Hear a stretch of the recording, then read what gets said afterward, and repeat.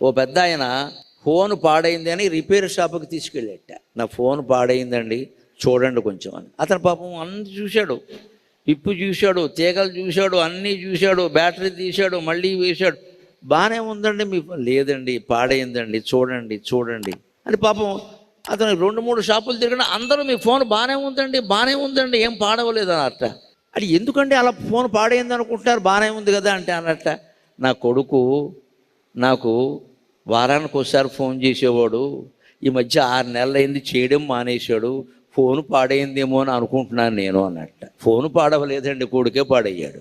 వాడు చేయడం మానేశాడు. పాపం మీ పెద్ద ఆయన ఏమనుకోండి, ఫోన్ పాడైందేమో, సిగ్నల్ కలవట్లేదేమో అనుకో. సిగ్నల్ కలవడం లేదు అక్కడ, వాడే కలవడం మానేశాడు. అయ్యా మీకు చెప్పలేం పెద్దవాళ్ళు, మీ అబ్బాయి లోపం ఉండేది ఫోన్ లోపం కాదు.